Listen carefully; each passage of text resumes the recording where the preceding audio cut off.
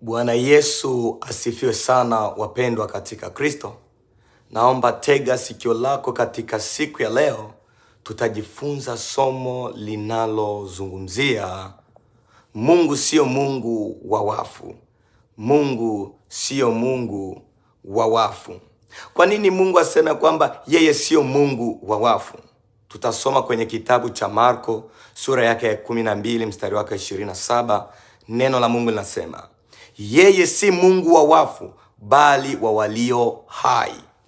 Hivyo mwapotea sana. Hivyo mwapotea sana. Yeye alisema kwamba ni Mungu wa walio hai wala si Mungu wa wafu. Hivyo mwapotea sana. Sasa tuone kuna aina mbili za vifo au wafu. Kuna kufa kiroho na kufa kimwili.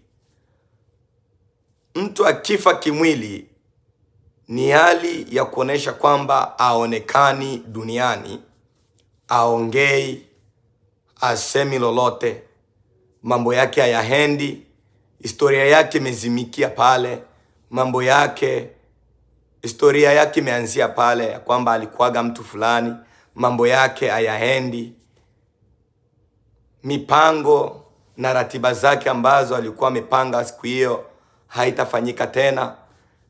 Mtu huyo aonekani katika uso wa ulimwengu.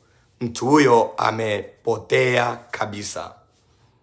Lakini kufa kiroho ni hali ya kuonesha kwamba mtu huyo bado yupo duniani, anatembea, anafanya kila shughuli ambazo mwanadamu anapaswa kufanya, anaishi kama mwanadamu mwingine, anapumua, lakini ndani ya moyo wake hakuna tumaini la kimungu kabisa.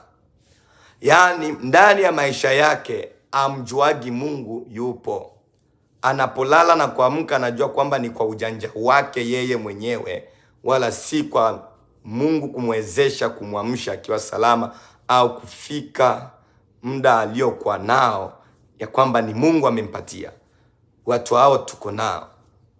Ni watu ambao wanaongea upumba, ni watu ambao wana makufuru mengi, ni watu ambao hawamjui Mungu, ni watu ambao wanafanya chini juu kumkasirikisha Mungu, ni watu ambao hawaishi kwa mapenzi ya Mungu. Hao tunawaita wamekufa kiroho. Lakini tutaona sifa zao hao watu hao ambao wameshakufa kiroho. Hao watu ambao wameshakufa kiroho tutaona kwenye kitabu cha kwenye kitabu cha Wagalatia sura yake ya 5 mstari wake wa 19 hadi 21. Neno la Mungu linasema ya kwamba, basi matendo ya mwili ni dhahiri, ndiyo haya: uasherati, uchafu, ufisadi, ibada ya sanamu, uchawi, uadui, ugomvi, wivi, hasira, fitina, faraka, uzushi, usuda, ulevi, ulafi na mambo yanayofanana na hayo. Katika hayo nawaambia mapema, kama nilivyokwisha kuambia, ya kwamba watu wayatendao mambo kama ya jinsia hiyo hawataurithi ufalme wa Mungu. Hawataurithi ufalme wa Mungu. Bwana Yesu asifiwe sana. Hawataurithi ufalme wa Mungu. Tumeona tayari, tumeona sifa zao hao watu. Sifa zao watu ni watu ambao hawampendezi Mungu kabisa. Ni watu ambao hawampendezi Mungu. Tunaona sifa zao ni matendo machafu. Ni dhahiri kabisa. Ni washerati, wachafu, wafisadi, ibada ya sanamu, uchawi. Unaona ndo sifa zao watu wao. uadui, ugomvi, wivi, ni wevi sana, fitina, faraka, uzushi. Wapendwa katika Kristo, tunaona ya kwamba maisha kama nayo Mungu hayapendi kabisa. Hao ndio watu ambao wamekufa kiroho, ni watu ambao wamepotea katika ulimwengu huu wa kiroho, ambao hawajulikani na Mungu kabisa, lakini mwilini wanatembea, wanakula, wanafanya kila kitu.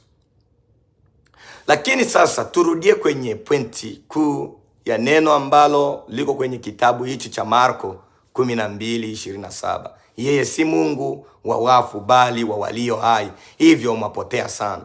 Anamaanisha nini hapa Mungu? Anamaanisha ya kwamba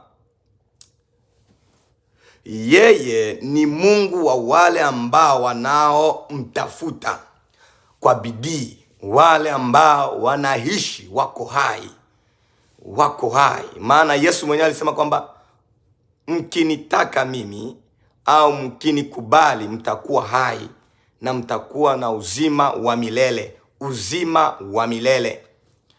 Tunajua kwamba tukiwa na Yesu tunakuwa hai.